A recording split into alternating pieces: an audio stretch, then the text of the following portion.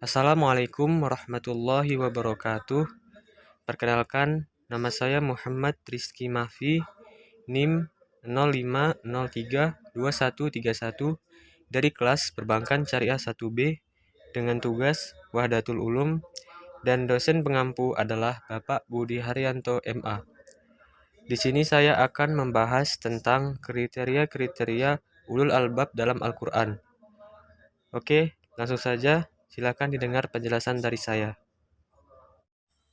Baiklah, di sini saya akan membahas kriteria ulul albab menurut Al-Quran.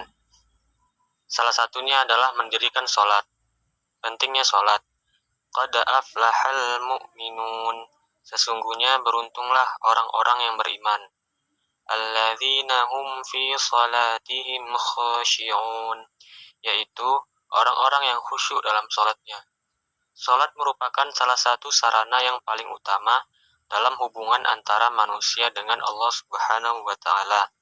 Sholat juga merupakan sarana komunikasi bagi jiwa manusia dengan Allah Subhanahu wa Ta'ala. Sholat juga mempunyai kedudukan yang sangat penting dan mendasar dalam Islam, yang tidak bisa disejajarkan dengan ibadah-ibadah yang lain. Sholat yang diperintahkan wajib untuk dilaksanakan adalah 5 waktu dalam sehari, yaitu subuh, zuhur, asar, maghrib, dan isya.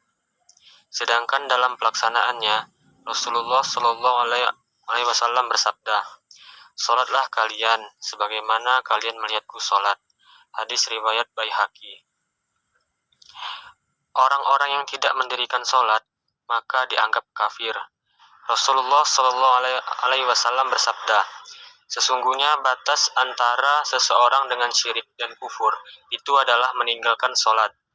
Hadis riwayat Bukhari dan Muslim.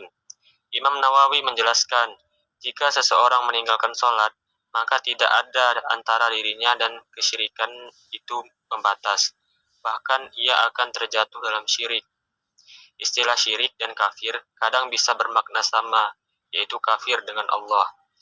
Tidaklah dianggap beriman orang-orang yang tidak mendirikan sholat, karena mereka telah melalaikan perintah wajib yang Allah berikan, dan mereka tidak percaya bahwa dalam mendirikan sholat terdapat manfaat dan juga keutamaan yang sangat besar.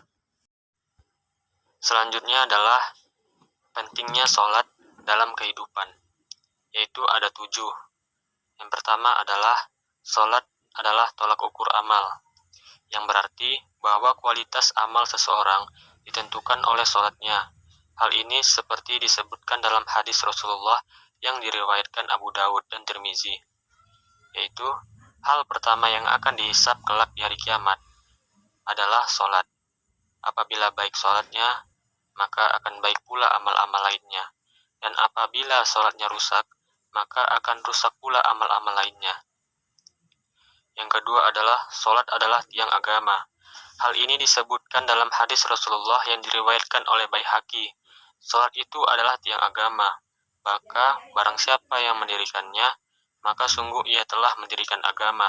Dan barang siapa yang meninggalkannya, maka sungguh ia telah merubuhkan agama. Yang ketiga adalah sholat adalah kunci surga. Yang keempat, sholat merupakan perintah langsung dari Allah Subhanahu wa Ta'ala tanpa perantara malaikat kepada Nabi Muhammad SAW ketika perjalanan Isra dan Mi'raj.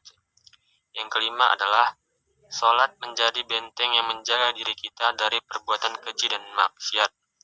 Hal ini disebutkan dalam Quran Surah Al-Ankabut ayat 45, yang artinya adalah, "Bacalah apa yang telah diwahyukan kepadamu, yaitu Alkitab, yaitu Al-Quran, dan dirikanlah sholat. Sesungguhnya sholat itu mencegah dari perbuatan-perbuatan keji dan mungkar. Dan sesungguhnya mengingat Allah adalah lebih besar keutamaannya dari ibadah-ibadah yang lain.